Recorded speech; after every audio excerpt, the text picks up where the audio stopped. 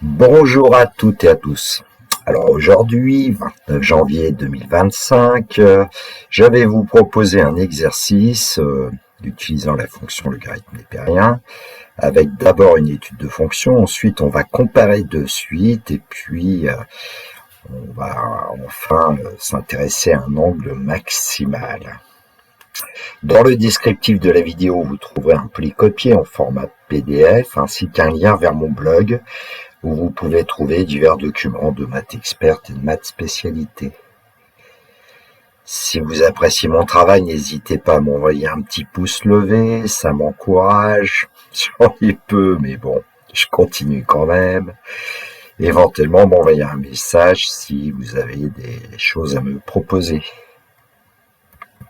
L'énoncé partie A étude d'une fonction, donc soit petit f, la fonction définie sur l'intervalle 0 plus infini ouvert en 0 par f de x égale ln de x divisé par x, fonction très classique, il faut la connaître. On admet que la fonction petit f est dérivable sur l'intervalle 0 plus infini ouvert en 0. Alors on considère que le plan est muni d'un repère orthogonal où UV, C de f est la courbe représentative de la fonction f. Question 1, déterminer la limite de la fonction f en 0+, on dit parfois en 0, puisque ici ça ne peut être que 0+, interpréter graphiquement cette limite. Question 2, déterminer la limite de la fonction petit f en plus l'infini, interpréter graphiquement cette limite. Question 3, étudier les variations de la fonction petit f sur l'intervalle 0 plus infini ouvert en 0. Partie B, utilisation de la fonction f avec deux suites. Alors, soit un anti-n supérieur égal à 1, comparer un qui est égal à n à la puissance n plus 1, et vn qui est égal à n plus 1 à la puissance n. Alors, j'avais vu cet énoncé un jour dans un ancien manuel de terminale scientifique. Partie C, utilisation de la fonction petit f en géométrie. Le plan est muni d'un repère orthonormé OIJ. La fonction g est définie sur l'intervalle 1 plus l'infini fermé en 1 par g de x égale ln de x. C de g est la courbe représentative de la fonction g, c'est-à-dire de la fonction logarithme népérien. M est un point libre de la courbe c de g d'abscisse t réelle de 1 plus infini, alors ouvert en 1 pour pas qu'il y ait de soucis. Donc pour que le point M soit pas confondu avec le point I. Bon, et que le triangle que vous voyez ici, POM, ne soit pas aplati. Alors, qu'est-ce que c'est que le point P? C'est le projeteur orthogonal du point M sur l'axe des abscisses. Et puis, on s'intéresse au triangle POM. Alors, on appelle θ la mesure en radian de l'angle POM, et puis on l'appelle aussi petit a la mesure en degrés de l'angle POM. Alors, pourquoi j'ai fait ça? Parce que on va utiliser GeoGebra à un moment donné, il donne les angles en degrés. La première question, montrer que f de t est la tangente de l'angle POM. Et puis deuxième question, déterminer le point M tel que l'angle POM est une mesure maximale, évidemment le point M qui est situé sur la courbe CG.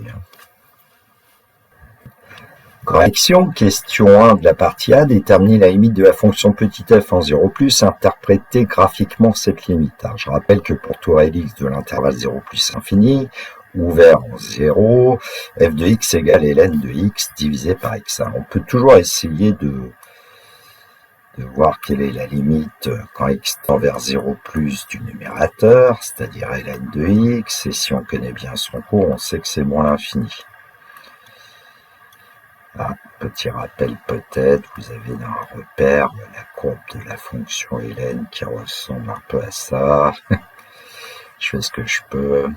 Et quand x tend vers 0 plus, évidemment ici, on peut remarquer que quand x tend vers 0 plus, ln de x tend vers moins l'infini. Bon, ensuite le dénominateur, limite quand x tend vers 0 plus, de petit x, c'est 0 plus. Alors en fait, moins l'infini divisé par 0 plus, ça n'est pas une forme indéterminée, on va trouver moins l'infini. Alors ça surprenait toujours un petit peu mes élèves, cette histoire, donc je vais vous le montrer un petit peu autrement. Donc je vais gommer un peu ce que j'ai fait. Bon, ici.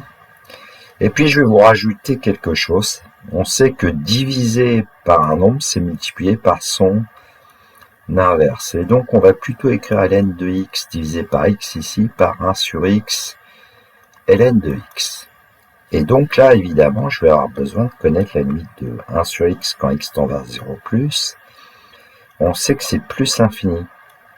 Et là, on n'a plus qu'à multiplier moins l'infini par plus l'infini, et puis c'est bien moins l'infini.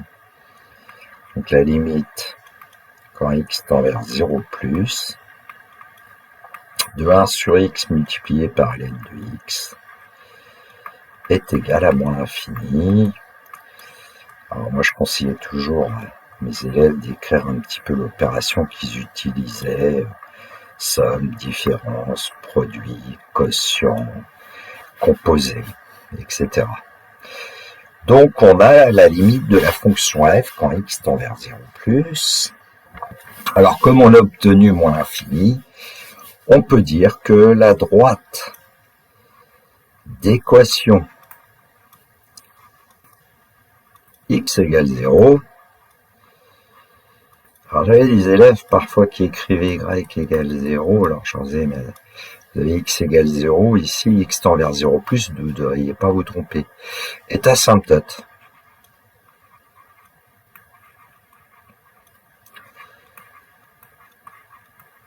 À la courbe C de f. Alors, soit on dit en 0 ou au voisinage de 0.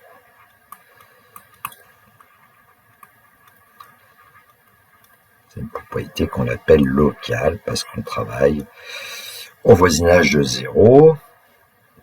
Alors, le mot asymptote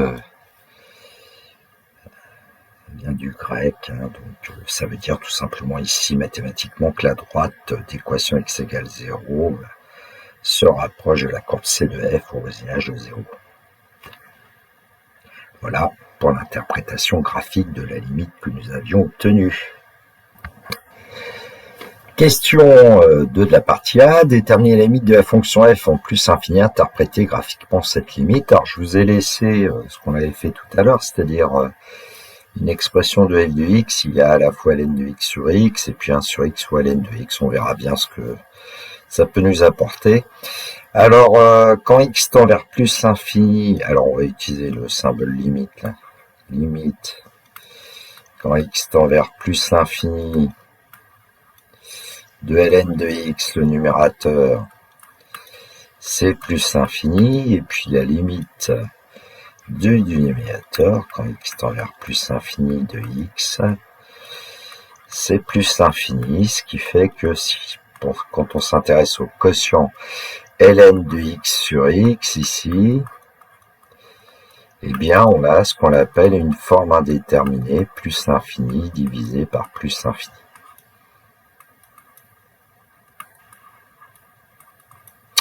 Alors le cours nous aide parce que en fait c'est une limite connue du cours.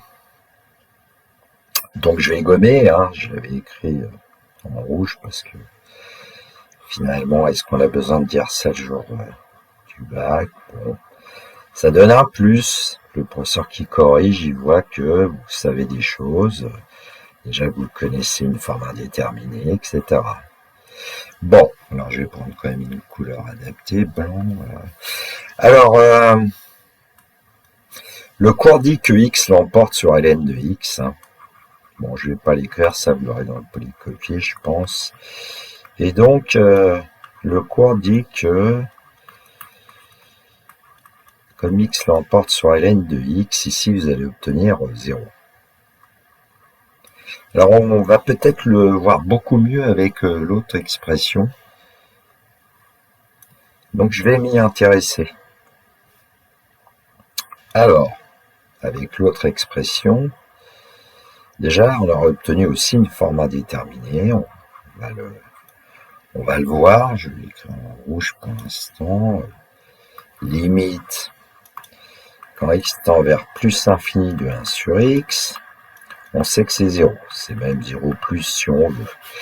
Et puis la limite de ln de x, Quand x tend vers plus l'infini, on sait que c'est plus l'infini. Donc ici, on pourrait dire que pour ln de x sur x, 1 sur x ln de x, pardon. Bon, c'est pas très bien écrit, hein, c'est pour que vous voyez les idées. On aura une forme indéterminée, 0 multiplié par plus l'infini.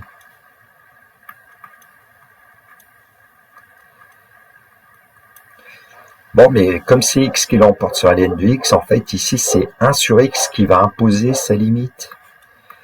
C'est lui qui impose sa limite, 1 sur x. Bon, on va peut-être un petit peu mieux les choses comme ça, peut-être. Enfin, en tout cas, ça plaisait à mes élèves, ce genre de choses. Interprétons graphiquement cette limite. Eh bien, comme on a obtenu une limite finie, hein, le nombre 0 est un réel, eh bien, on peut dire que la droite d'équation,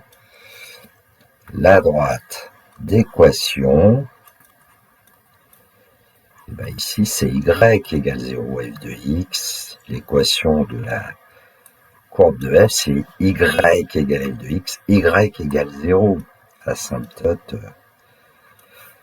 horizontale. Alors, tout à l'heure, on avait une asymptote verticale, et c'est au voisinage de quoi? Bah, c'est pas trop dur à voir, c'est au voisinage de...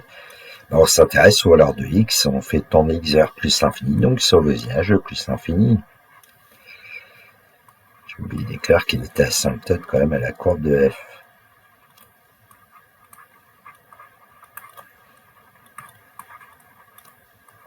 On l'a appelé C de f. Voilà pour l'interprétation graphique. Question 3 de la partie A, étudier variation de la fonction f sur l'intervalle 0 plus infini ouvert en 0. Alors on va commencer par calculer la dérivée, enfin calculer f' de x pour tout réel x strictement positif. Donc je vais mis un petit premier point. Je conseille à mes élèves de suivre cette démarche. Premier point, on calcule f' de x. Deuxième point, on étudie le signe de f' de x. Et puis troisième point, on dresse le tableau de variation de f en général. Bon. Alors, bon, on pourrait presque dériver directement, hein, mais on va dériver le quotient. On aurait pu prendre l'autre expression aussi de f sous la forme d'un produit, et dériver le produit, peu importe. Alors ici, on va poser, pour aider ceux qui éventuellement ont besoin de ce genre de choses, u égale ln de x. On sait qu'on aura besoin de la dérivée de u. Et la dérivée de la fonction logarithme népérien, on sait que c'est 1 sur x. Et puis v de x qui est égal à x au demi-hauteur. On prend les formules plus ou moins traditionnelles et on sait qu'on dérive u sur v, donc on doit connaître la formule avec u' v moins uv', ou v', peu importe, sur v au carré. Bon, le plus simple, c'est d'aller mettre v carré, ça fait x au carré au demi-hauteur. Bon, et puis au numérateur, évidemment, il va falloir appliquer, donc u', c'est 1 sur x, qu'on doit multiplier par v, c'est-à-dire petit x, moins u, c'était ln de x, qu'on doit multiplier par la dérivée de v, c'est-à-dire 1. Donc f' de x va être égal à, alors on ne touche pas au demi-hauteur, évidemment, x au carré, plus 1 carré, toujours positif. Et puis le numérateur, on peut se rendre compte que pour le premier terme, on a eu 1 sur x multiplié par x, donc on va obtenir 1. Et pour le deuxième terme, on obtient ln de x. Bon, ça paraît une forme assez intéressante, donc on s'arrête là pour le premier point. Deuxième point, on va étudier le signe de f'. Bon, j'ai quand même rappelé f' de x. Alors ici, on peut remarquer que x est toujours strictement positif. Donc f' de x a le même signe que le numérateur de la fraction que vous avez, c'est-à-dire 1 moins ln de x. Bon, alors évidemment, a priori, on ne sait pas trop ce que ça va donner, le signe de 1 moins ln de x. Ça peut changer de signe, ça peut toujours être strictement positif, ça peut être toujours strictement négatif, une expression.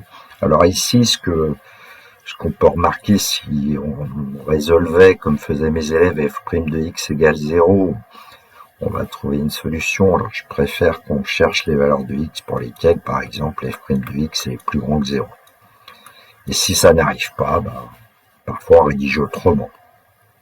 Alors ça c'est vrai, si seulement si, je vais écrire ici, parce que 1 moins ln de x est plus grand que 0. Donc c'est seulement si ln de x est plus petit que 1.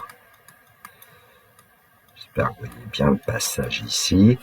Alors on veut atteindre petit x, bon, il y a plusieurs façons de faire, mais ici il suffit de prendre l'exponentielle.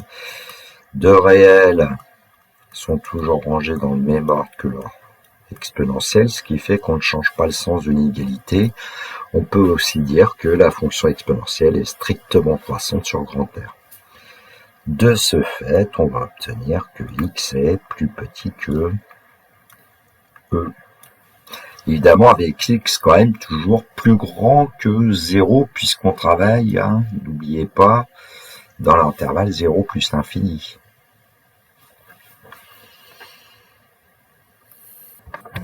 Donc, on a résolu une inéquation, et puis je vais quand même vous faire la remarque, on n'est pas obligé de l'écrire tout ça, mais si vous remplacez d'avance supérieur par égal, ici vous aurez un égal, et puis si vous aviez résolu, pourquoi pas, f' de x plus petit que 0, vous auriez obtenu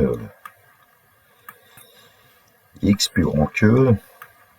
Donc on connaît finalement le signe de f', on va quand même l'écrire. Alors f' pour commencer, il est strictement positif sur l'intervalle. Alors attention, 0e, puisqu'on travaille ici dans l'intervalle 0 plus infini ouvert en 0. Et là on ouvre. On peut dire que f' s'annule en e. Toujours intéressant, une tangente horizontale au point d'abscisse e, et puis f' est strictement négative sur l'intervalle e plus infini. Moi, quand j'étais élève, on devait rédiger, et le prof nous disait, donnez les variations de f, donc f est strictement croissante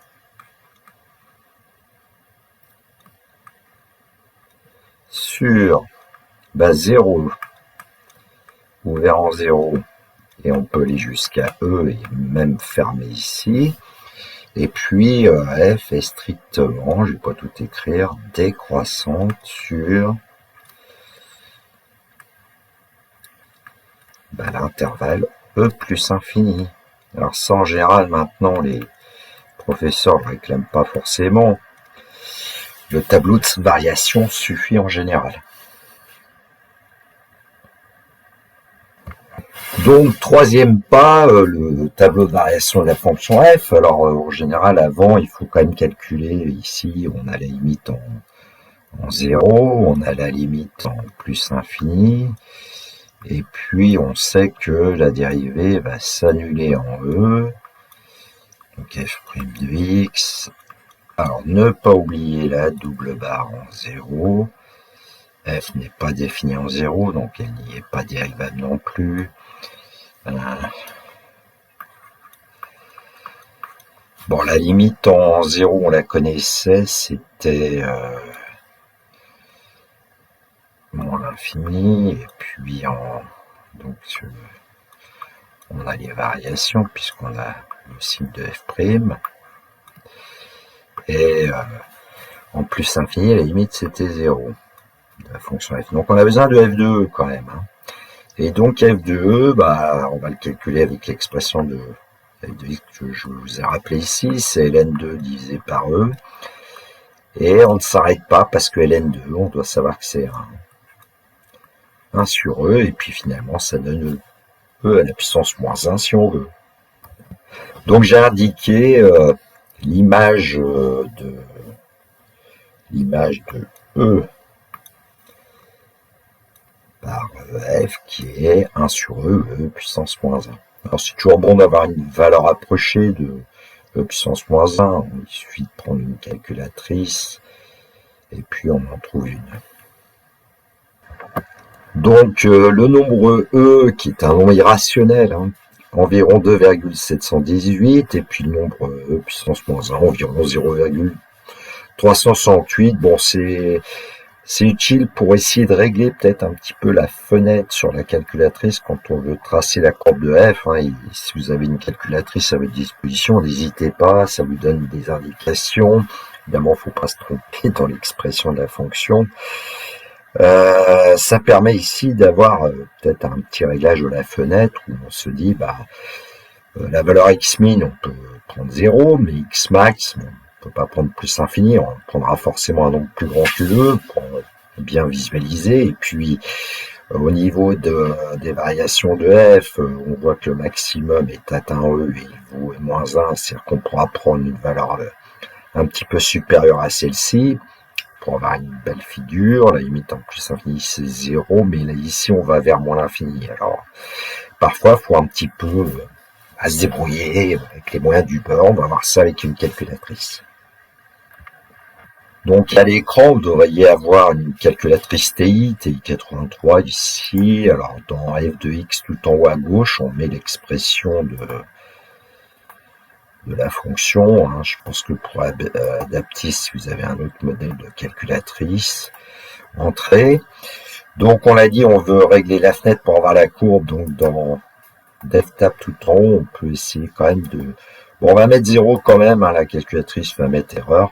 Alors ici, le pas, on a peut-être intérêt à prendre un pas un peu petit, parce que on l'a pas vu, mais f de 1, c'est ln de 1 sur 1, c'est 0, et on a besoin de voir un peu pour des valeurs négatives. Tiens, je vais prendre 0,25, et on crée une table tout en haut à droite. Alors évidemment, 0, pas d'image pour f, et puis là, 0,25, moins 5,545 environ. Bon, et puis on avait dit qu'on ira un petit peu plus que le nombre E, 2,7 environ, qu'on verra pas apparaître ici. On n'est pas loin, avec 2,75 pour x.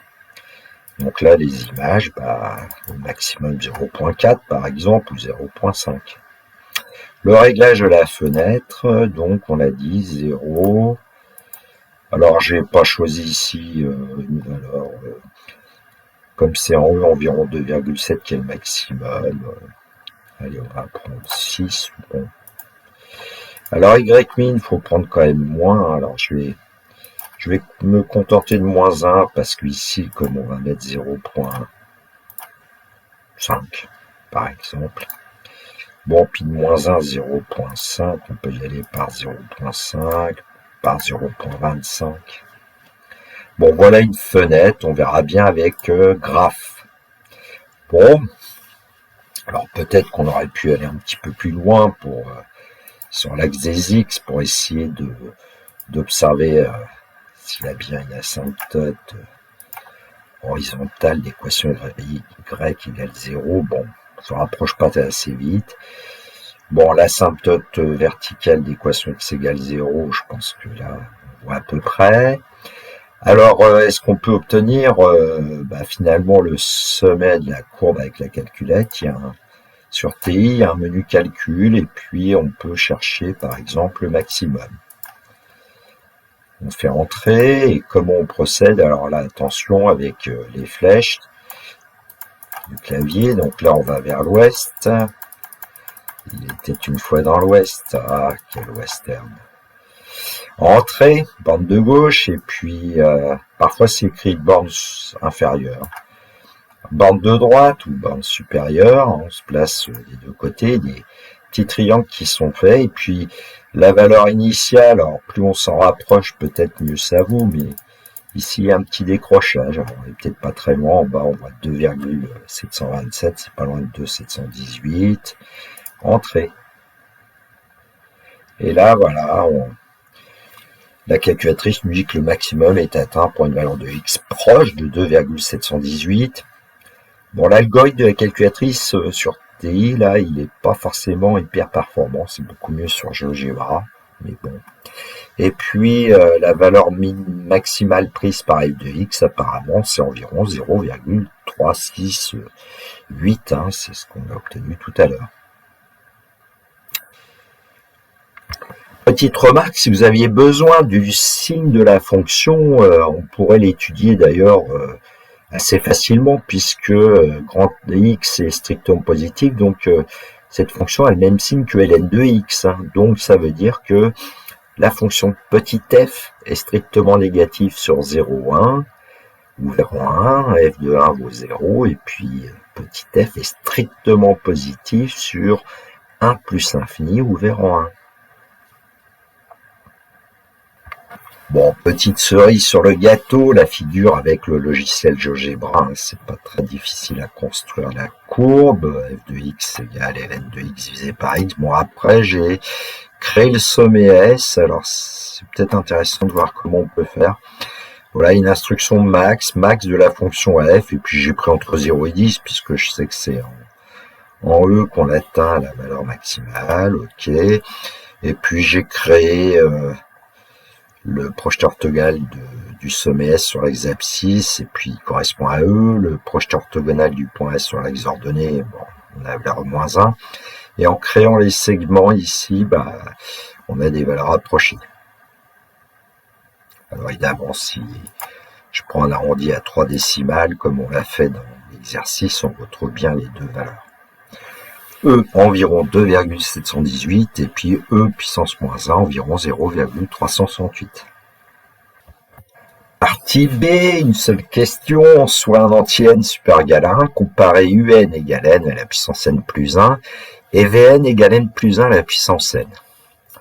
Alors j'ai failli pour cette vidéo vous donner le défi, vous proposer ces deux suites et puis à vous de vous débrouiller. Bon, c'est pas simple, donc on va regarder un peu ce qui se passe. UN est plus grand que 0 et Vn est plus grand que 0 quand même, hein, le dire. Et puis, évidemment, les profs de maths, ils aiment bien calculer. Alors, pour comparer, on va commencer par calculer U1. C'est 1 à la puissance 1 plus 1, 2, ça fait 1. V1, pardon. Donc on compare U1 et V1, on compare U2 et V2, etc. Alors V1, ça va nous donner 1 plus 1, 2 à la puissance 1, c'est-à-dire 2. Bon, U1 est plus petit que V1. Donc U2, on bricole un peu au départ. Alors U2, c'est donc 2 à la puissance 3, ça fait 8. Et puis V2, ça nous donne 3 puissance 2, c'est-à-dire 9. Bon, on a toujours intérêt à calculer les premiers termes. Hein. U2 est plus petit que V2 pour les premiers termes. U3, et là, mes élèves, en général, ils me disaient « Monsieur, pourquoi vous embêtez ?» On a une calculatrice, on pourrait peut-être l'utiliser. Bon, il y a des professeurs qui n'apprécient pas forcément qu'on aille chercher systématiquement la calculatrice. C'était pas mon cas. Comme Yvan mon cas, je vous conseille les vidéos du professeur d'Académie de Strasbourg, hein, plus d'1 million d'abonnés. Moi, je remercie mes 325, je crois, hein, 325 divisé par 1 million, oh là là. Bon, pourtant, on se ressemble physiquement avec Monsieur Monca, même s'il pourrait être mon fils. Et donc, je vais arrêter de faire des digressions, parce que U3, c'est 3 puissance 4, 3 au carré de 9 fois 9, 81, et puis V3, eh bien V3, c'est 4 au cube, hein, on échange, 4 fois 4, 16 fois 4, 64, et comme 80 est plus grand que 64, là, c'est U3 qui est plus grand que V3. Bon, on pourrait aller à 4, etc., etc. Bon, on va aller chercher la calculatrice, tiens. Alors voilà comment on peut procéder. Dans le menu F de X, je peux aller chercher le menu suite, vous pouvez, hein, mais Alors je vais enlever, et puis on sait qu'on a besoin de comparer n à la puissance n plus 1, mais sur la calculette on prend comme variable x ici puisqu'on est dans les fonctions, et puis dans y2, je vais placer x plus 1 à la puissance x.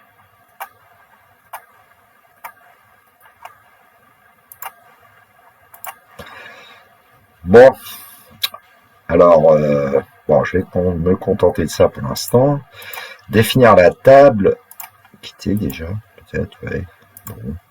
Définir la table, alors on va commencer à 1, puisque la suite, les suites sont définies à partir du rang n égale 1, et puis ici, forcément, le passé, enfin c'est 1, il n'est pas obligé, mais pas entier en tout cas.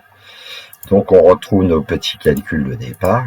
Évidemment, ça va plus vite qu'une calculatrice pour pouvoir comparer U4 est plus grand que V4, etc. Alors comment on peut aussi procéder pour les comparaisons on peut, par exemple, dans Y3, on va aller placer Y2 moins Y1 avec le menu variable fonction, entrée.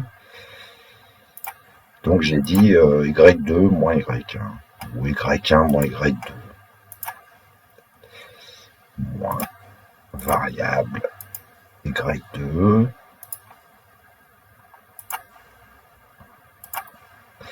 Bon, et puis dans Y4, on va aussi faire quelque chose, puisque tous les termes des suites sont strictement positifs, on peut aussi essayer de comparer le quotient des UN divisé par Vn, au nombre 1. Alors, c'est un autre critère, alors Y1 divisé par Y2. Ça évite de réécrire tout, mais enfin bon, un petit peu de manipulation. On s'y fait avec le temps.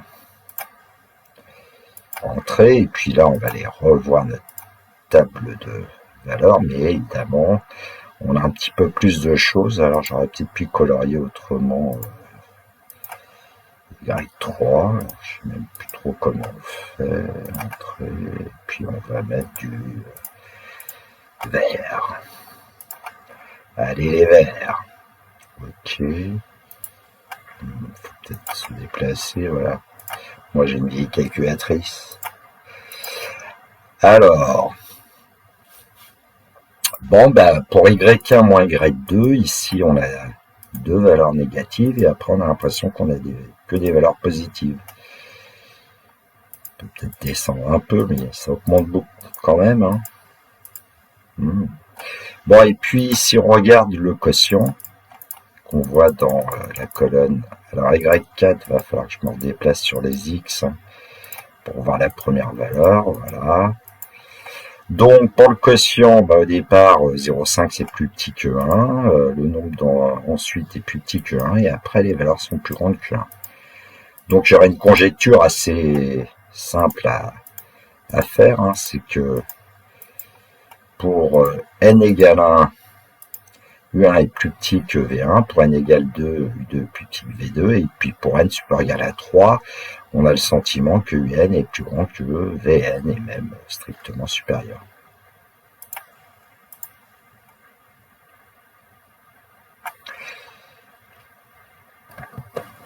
Donc on va aller chercher le logarithme népérien de chaque expression. Le logarithme de UN, on sait que c'est le logarithme népérien de n à la puissance n plus 1.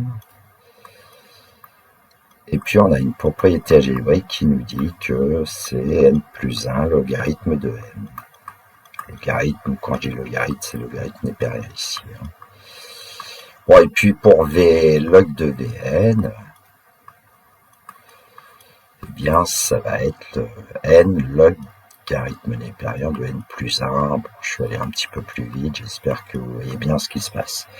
Alors on pourrait se dire, tiens, avec les deux expressions qu'on a, aller chercher éventuellement une fonction hein, en remplaçant n par x, et puis essayer de comparer la fonction x plus 1 ln de x avec la fonction x ln de x plus 1, mais même si la différence ou le quotient, ça paraît quand même un petit peu lourd. Donc on va en fait essayer d'être un petit peu plus malin ici et puis procéder un tout petit peu autrement. Alors je vais essayer de faire ce que j'appelle une analyse du problème, alors de la façon suivante.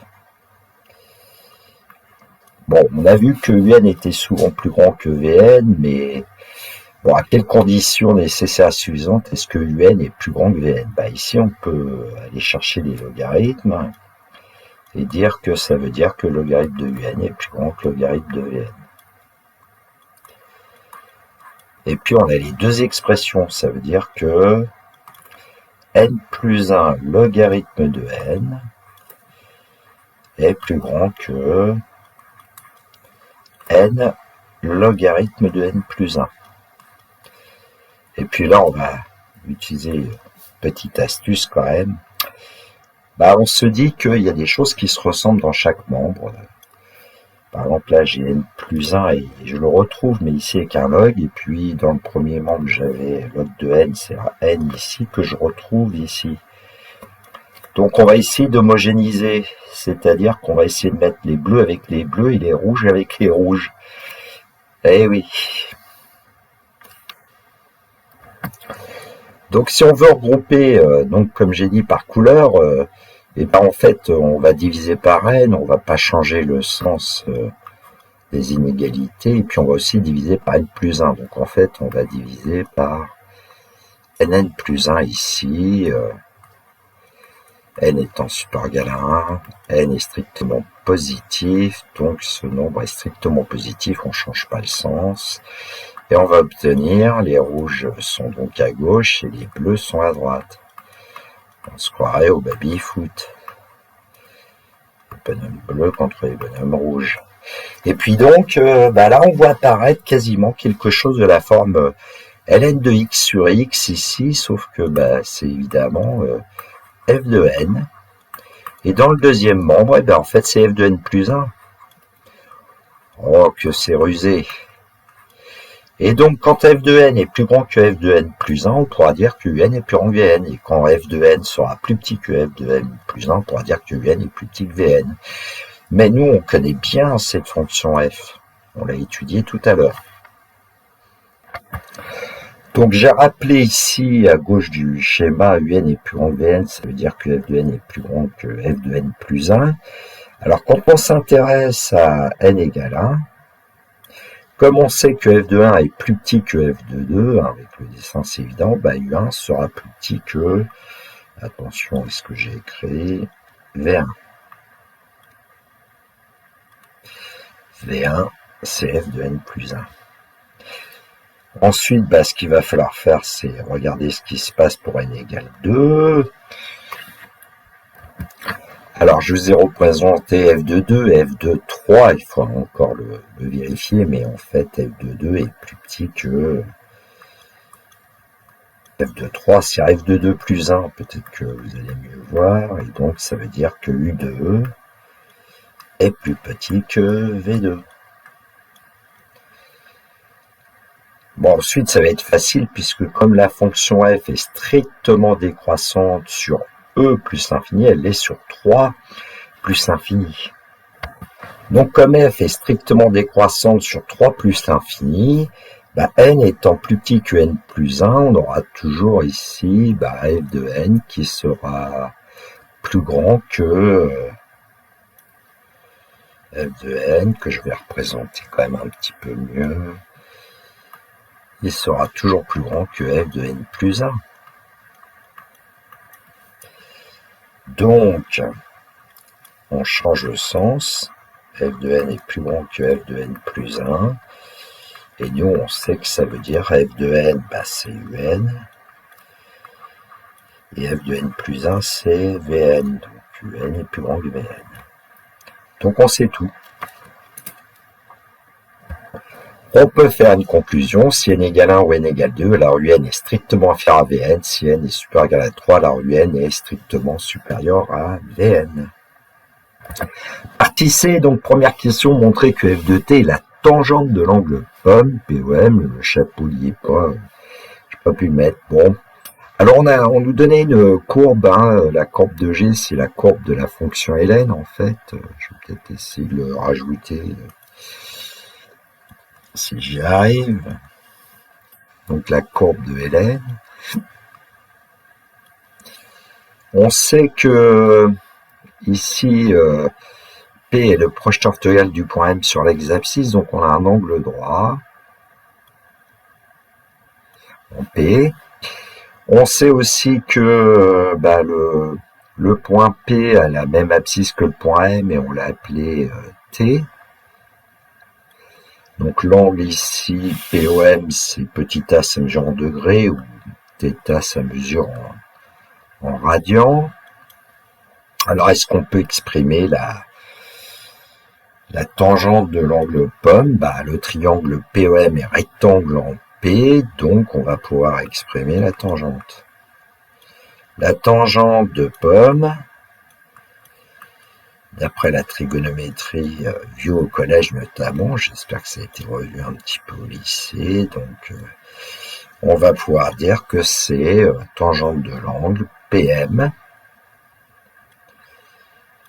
côté opposé divisé par le côté adjacent, c'est-à-dire OP. Comme PM vaut T, ln de T, pardon, puisque du point P au point M, on monte de ln de T, on va pouvoir dire que c'est PM ln de T divisé par T en fait, puisque OP vaut T ici. On retrouve notre fonction f, c'est f de T. On a répondu à la question. Question 2, déterminer le point M de la courbe CG tel que l'angle POM est une mesure maximale. Alors, c'est en réalité ici dans l'énoncé de l'intervalle 1 plus l'infini. Et puis on sait que tangente POM, c'est f de T, donc POM sera maximale, j'affirme si et seulement si tangente POM est maximale. Alors pourquoi? Au cas où vous auriez oublié, si vous prenez un angle A, ici, voilà. Et puis vous prenez un autre angle B un petit peu plus grand,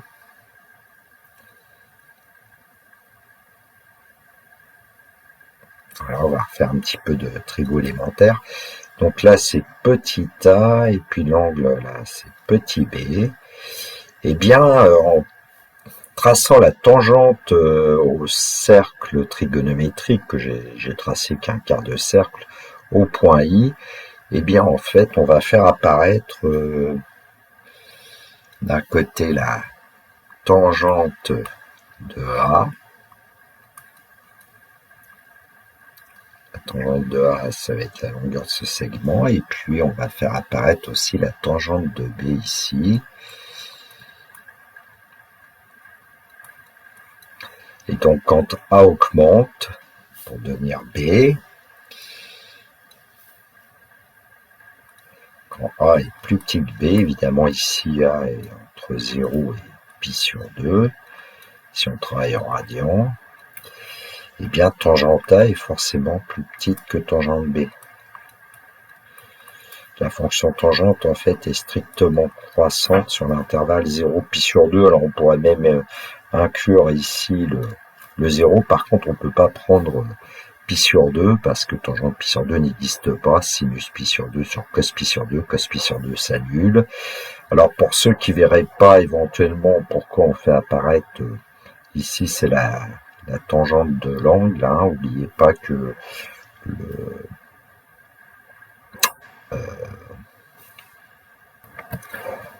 OI vaut 1, et donc on a bien ici la tangente de l'angle A qui est côté opposé sur côté adjacent, et donc c'est bien la tangente de A qu'on fait apparaître ici s'il n'y a pas de la tangente de B.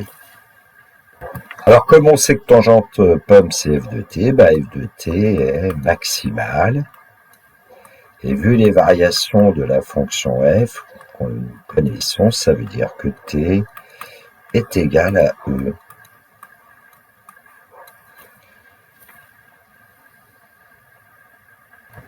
Et donc, pour t égale E, alors si on veut avoir le point M de la courbe C de G, il faut calculer G de t. Hein. Donc G de t, c'est G de E, et on sait que à ce moment-là, c'est la fonction G, c'est la fonction logarithme népérien, donc ça donne ln de E, c'est-à-dire ça donne 1. Et donc le point M aura pour coordonnées, en abscisse, ça sera petit e, et en ordonnée, ça sera 1. Et c'est pour ce point M que nous aurons là